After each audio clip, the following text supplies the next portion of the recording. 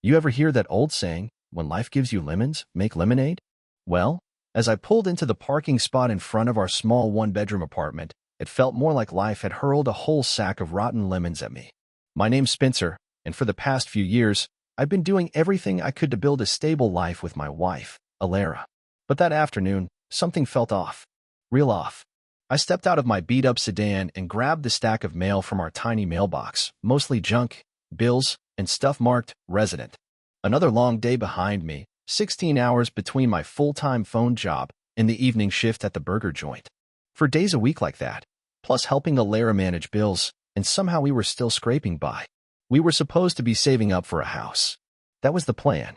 I was even gearing up to surprise her with something special for our 5th anniversary, a cruise she had gotten us at a discount through the travel agency she worked at. I even spent extra to upgrade the room, figured it was time we had something nice. Just the two of us, no distractions, no work. That cruise was going to be our moment to reconnect. Alara did her part too. She managed the household and worked at the agency, though it did not pay much. Still, between both of us, we kept the lights on. My main job paid $18 an hour plus monthly bonuses. It was decent, and the benefits were solid. The burger gig was mostly to help stack up savings. It was tiring, but it felt worth it. As I climbed the stairs up to our place, something inside me twisted. The hallway was too quiet. The kind of quiet that makes your skin prickle. I opened the door. No lights on. No dinner in the kitchen. Usually, Alara left me something in the fridge if she had already eaten. The apartment was clean, neat even, but felt hollow. Alara, I called out. Nothing. I checked the bedroom. Bed made. No sign of her. I checked her side of the closet, half empty. Same in the dresser drawers. My heart started pounding. I pulled out my phone and called her. Straight to voicemail. Hey, it's me, Spencer. Where are you? I left the message, then shot her a text. In the bathroom, her shampoo, makeup, perfume all gone. Then I saw it. An envelope on the bathroom counter. My name on the front in her handwriting. I opened it and sat down, already bracing for something bad. It started with just Spencer. No, dear, no warmth. She said she knew what she was doing would hurt and that I'd probably be furious. She had been having an affair for months. And not just that, she was now with the guy, Jasper, on the very cruise I had booked for our anniversary. She said she was sorry, but this was what she wanted. She admitted she never wanted kids with me and had stopped using birth control because Jasper wanted to get her pregnant. She called Jasper a wonderful man and said her coworkers supported her decision. Some even said I'd make a great father to their children. Imagine that. She said she still cared for me, but not in a romantic way. More like a sibling, she wrote. Then she dropped the biggest shock. She did not want a divorce. Said we should stay married so she could keep my health insurance for her upcoming pregnancies. She expected me to let Jasper sleep at our place, and maybe I could work a third job when they were spending time together. Oh, and as for intimacy, that was done. Jasper wanted exclusivity. If I tried to divorce her, she said, she would come after half of everything, my paychecks, my retirement, even child support if she claimed the kids. At the end, she said they had blocked my number and were heading to the port in a taxi to catch the cruise early. She promised to get in touch when they returned, so I could pick her up. It was signed, your friend, Alara. I sat there stunned, the letter trembling in my hands. Friend? What kind of friend stabs you like that?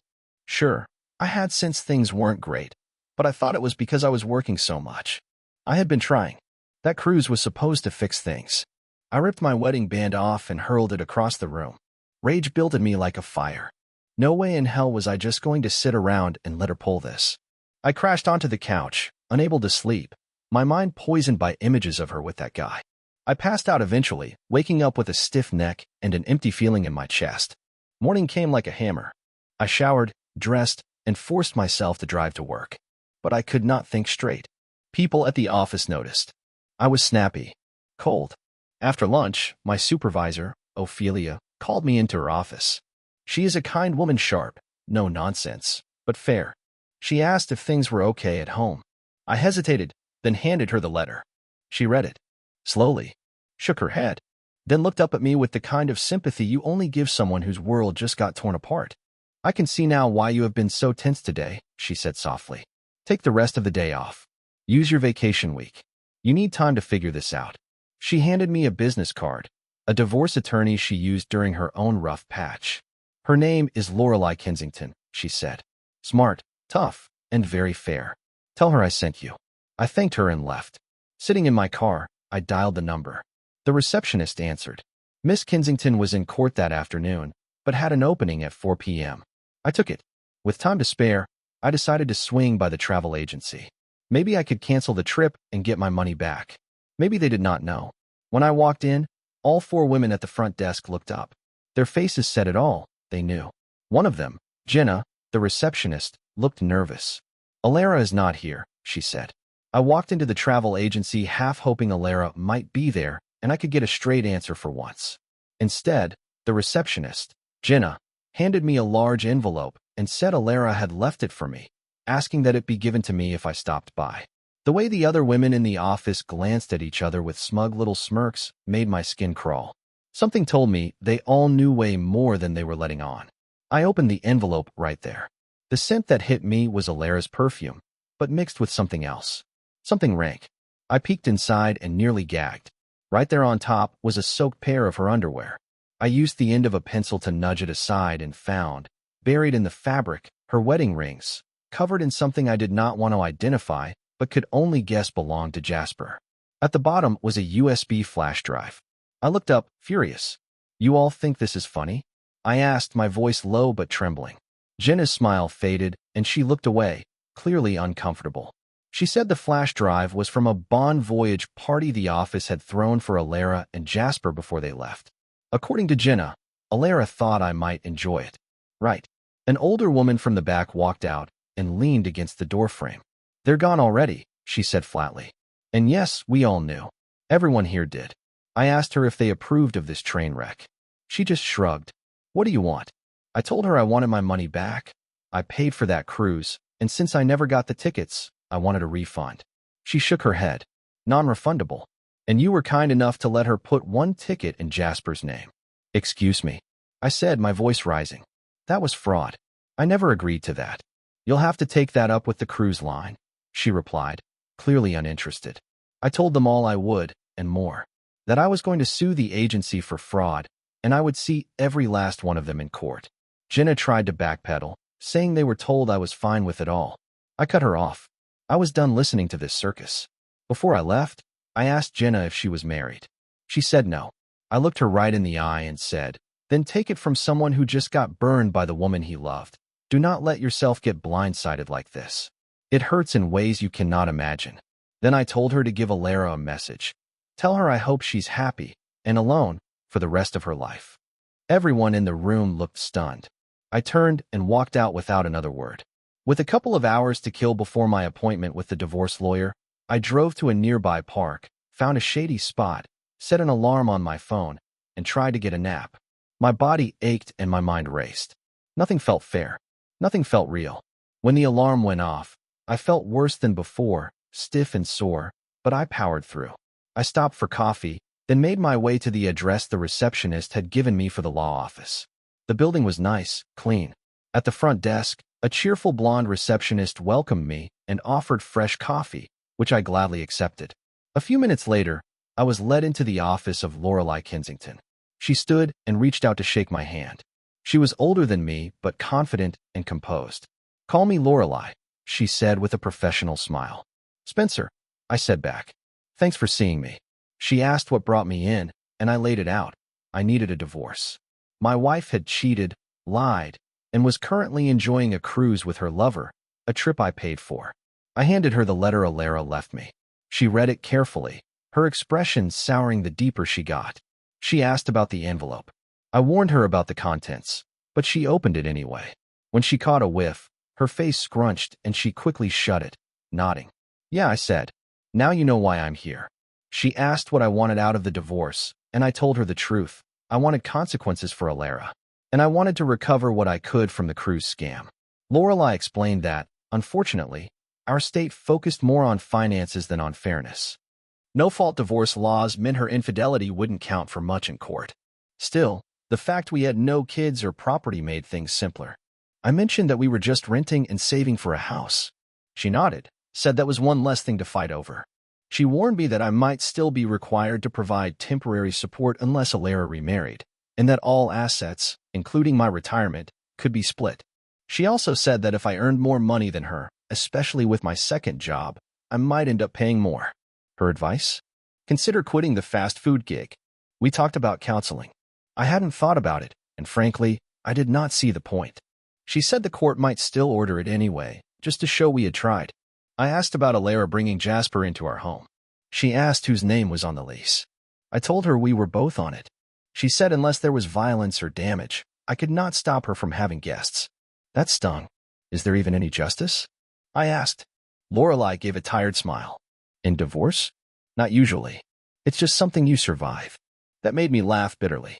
She told me Alara might try to suggest a cooling-off period instead of divorce when she got back, hoping I'd change my mind. But if I wanted to move forward, we could start the paperwork now. We wrapped up our meeting, and she handed me a list of things to take care of at the bank. I thanked her and paid the retainer fee before leaving. First stop, the bank. I followed Lorelei's advice to the letter. I paid off our shared credit card and then closed the account. I moved half of the money from our joint checking account into my private account, the one she did not know about. That money was meant for a down payment on a house. Now, it would cover legal fees. Back home, I microwaved some old meatloaf Alara had left in the freezer. As I ate, I sorted the mail. Most of it was junk coupons, ads, but one envelope stood out. A handwritten invitation addressed directly to me. Inside was an invite to a private art gallery showing. The Altieri Gallery, it said. I almost tossed it, but something made me pause. Alara used to push me to explore the arts more. Maybe she signed me up for this before she left. It said to be there at 9:30 a.m. sharp. I shrugged and stuck it on the fridge. Maybe it would get my mind off things. Later that night, I knew I needed to see what was on that flash drive. I pulled out some latex gloves. Yeah, I was being extra cautious, and opened the envelope again. The smell hadn't faded. I sealed the soaked underwear and rings in a sandwich bag and cleaned the USB stick with disinfectant wipes, just in case. I plugged it into my laptop. The folder had pictures first. Alara, hanging all over some guy. I assumed it was Jasper, while her coworkers smiled and toasted them. There were more graphic ones too. Alara, half naked in a bathroom, her underwear and wedding rings in her hand. In one shot, she stood over a toilet, waving at the camera like she was proud of it all. I felt something break inside me. I had never felt so betrayed, so embarrassed, so angry. There was another folder. Videos. I took a deep breath and clicked the first one. What I saw on the screen was disgusting enough, but it was what they said that burned the deepest. In the last clip, Alara squatted over the toilet as if it were a stage, while her coworkers, girls I had seen smiling and laughing at work events, handed her the underwear. Jenna and another woman held it out while Alara removed her rings and placed them inside, like they were tossing away scraps. Then an older woman carefully arranged the rings so they wouldn't fall into the water. Jasper stood off to the side, egging her on. Alara turned to the camera, looked dead into the lens, and said she was going to urinate on the rings as a final goodbye to our marriage, that she no longer respected what we had. She instructed someone to prepare the envelope, the one with the photos and videos, just in case I dropped by the next day. Jenna agreed without hesitation. The clip ended with a group wave and Jasper tossing in a final insult about how I paid for all of it. I felt sick. Like truly sick. I am not a violent man, but in that moment, I could have torn the walls down. My whole body shook as I buried my face in my hands. Rage, betrayal, heartbreak, it all collided at once. I had done everything I could to be a good husband. I worked long hours, provided, never cheated, never hit her, never even yelled. If she felt unloved, she could have just said so. We could have figured it out. But instead, she blindsided me like this. Something inside me snapped. I pulled up the website for the travel agency where Alara worked. It was part of a national chain with offices across the country. I found the email addresses of the corporate executives, the chief executive officer, the chairman of the board, and fired off a message. I attached clips from the video and stated clearly that I would pursue legal action for what had been done using their platform. Then I looked around the apartment. Pictures of me and Alara were everywhere, framed memories that now felt fake. I tore them all down, shredding the ones that showed her smile, cutting her out of every photo like I was performing surgery on my own life. That was when the doorbell rang. I peeked through the peephole and saw Jenna, along with another woman I recognized from the office but couldn't name. I opened the door and gave them a glare that could melt ice. "What do you want?" I snapped. Jenna nervously asked if they could talk. I sighed, pulled out my phone, started recording, and let them in. I sat on the couch while they stood awkwardly. When they asked for something to drink, I just motioned for them to get to the point. Jenna hesitated, then said she had spoken to Alara that morning. She's upset, she said. I let out a sarcastic laugh. Is that supposed to matter to me? The two women exchanged glances. I knew this was some kind of guilt trip. Jenna muttered something about Alara still being my wife. I handed her the letter Alara left me. Read this, I said flatly. Jenna read it, her face turning pale. When she handed it back, she apologized again, said she never would have supported it if she'd known the full story. That's funny, I said coldly. You sure were smiling in those pictures. She looked down at the floor. Alara told us you were okay with everything. Yeah, I growled. Well, she lied. I told them to leave. As they reached the door, Jenna turned back and mumbled something about wanting to help me get through this. I looked her square in the eye. No thanks. I can't trust anyone who stood by and watched what she did. They left without another word. As soon as the door clicked shut, I locked it and collapsed into a chair. I was so angry I thought I might explode. I needed anything to take the edge off. I had quit drinking and smoking years ago, but that night, I did not care. I walked down to the convenience store and bought a 6-pack of beer and 2 packs of cigarettes. Back at the apartment, I sat out on the balcony, lighting cigarette after cigarette and chasing them with swigs of beer. I tried to drink the pain away, to smoke it out of my system. Eventually, I stumbled to bed and passed out cold. The next morning, I woke up feeling like death. My head pounded, my mouth tasted like smoke and stale beer. I showered and forced myself to eat something. The sun coming through the blinds felt like a spotlight from hell. First thing on my list was to quit my second job. Steve, my manager at the fast food joint, was understanding. When I told him I needed to walk away, he just nodded and said he'd cover it. I appreciated that. Next, I drove to Lorelai's office. She greeted me in the conference room with a warm smile and laid out a game plan. She had reviewed all the evidence, the videos, the letters, everything. She had a solid case. For the first time in weeks, I felt like someone was truly on my side. We wrapped up the meeting, and I left feeling oddly hopeful. On a whim, I decided to check out that invitation from the art gallery, Valtieri Gallery. It was a quiet place, nothing fancy. Inside, a woman with calm eyes and dark hair approached me. Welcome to Valtieri, she said. I'm Lydia. Can I help you? I handed her the invitation. I got this in the mail. Figured I'd stop by. She smiled warmly. Yes. Come with me. We have a private viewing today. She led me to a quiet room filled with artwork. Soft music played in the background. Something about the space made me feel at ease.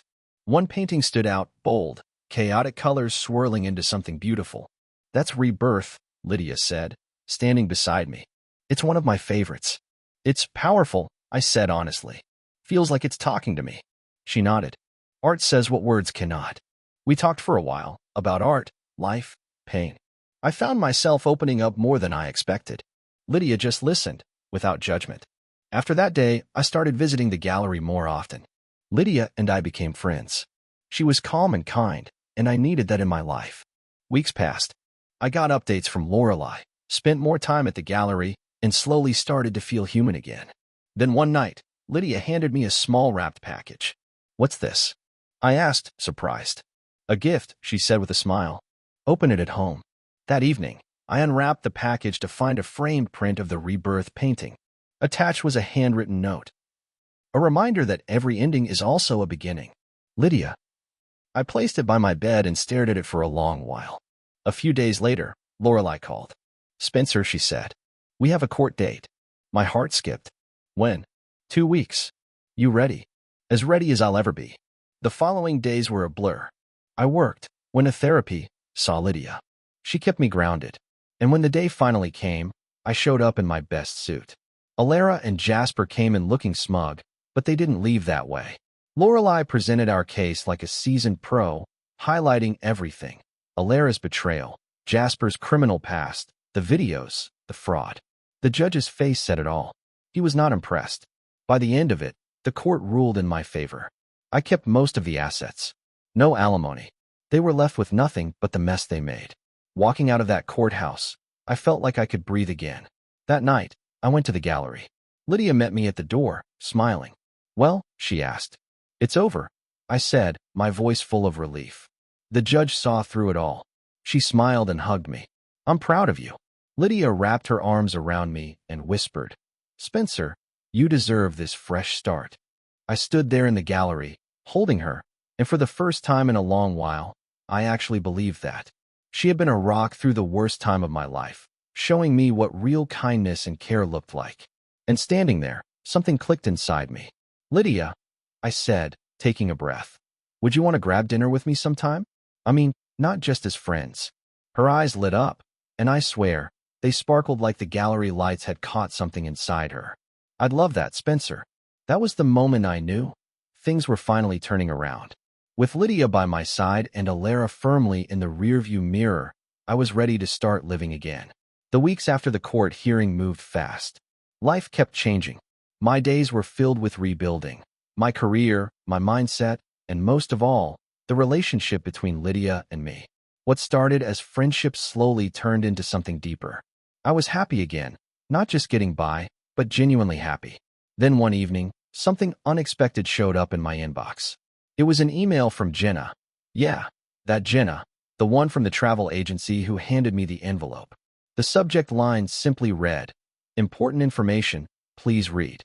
I hesitated but opened it. "Spencer, I hope you're doing okay. I've been carrying a lot of guilt about what happened. I want to do what I can to make things right." Attached is a video from the night of Alara's send-off party. I thought you might want to see it. Jenna. I opened the attachment with my stomach in knots. The video started with Alara and Jasper clearly drunk, getting way too close in front of the camera. They laughed and bragged about how they played me, about using the money I earned and twisting everything to their benefit. Then it got worse. Jasper boasted about his business tricks, while Alara openly admitted to stealing funds from the agency to bankroll their little adventure. That was it. That was the last nail I needed. I called Lorelai as soon as I could. She agreed that this video wasn't just damning. It opened doors for legal action, not just for compensation, but real criminal charges. 2 days later, I was sitting in her office, and we sent that video to the police and the travel agency's corporate office. What followed was like something out of a movie. The agency fired Alara on the spot and pressed charges against her and Jasper. Police started digging into Jasper's past and uncovered a long list of scams and fraud cases. Soon, both of them were arrested. News vans camped outside their place. Their faces made the evening headlines. I was sitting on the couch with Lydia one night when the news alert popped up on my phone. Local couple arrested in major fraud and embezzlement case. I clicked the article. There they were, looking like deer caught in headlights. Mugshots never lie. Lydia looked over at me. "How do you feel?" I set the phone down and breathed out slowly. "I feel vindicated, like they finally got what they deserved." The trial that followed turned into a circus. Cameras, reporters, public outrage, the whole thing blew up. I sat in the courtroom, front row, watching Alara plead for mercy through tears that didn't move a single soul. The judge didn't buy any of it. He handed down a stiff sentence for both of them. I should have felt triumphant. Instead, all I felt was closure, the final chapter in a book I never wanted to write. A year passed. I had started a new life, and that life looked nothing like the old one. Lydia and I had gone from friends to partners, not just in love, but in business too. The new wing of the Valtieri Gallery opened on a bright spring morning. Lydia asked me to help run it with her. She said my strength and her creativity made us the perfect team. At the grand opening, guests mingled, music played softly, and laughter echoed through the gallery. Lydia squeezed my hand. "You've come such a long way, Spencer," she said. "I'm proud of you." I smiled and kissed her on the cheek. "I couldn't have done it without you." Out of the corner of my eye, I spotted someone familiar, Jenna. She approached cautiously, a nervous smile on her face. "Spencer." "Lydia. I'm glad I could make it." I nodded and offered a warm handshake. "Thanks for coming, Jenna. And for everything you did. That video changed everything." She looked relieved. "I just wanted to help make things right." "You deserve happiness, Spencer." We chatted for a bit, then she wandered off to enjoy the artwork. As the night wound down, I stood beside Lydia, looking out at the space we had built together, filled with color, light, and new beginnings. That dark chapter of my life was over. The pain, the betrayal, the heartbreak, all of it was in the past. What lay ahead was hope, partnership, and a love I never saw coming. And I knew, with Lydia at my side, I could face anything the future held.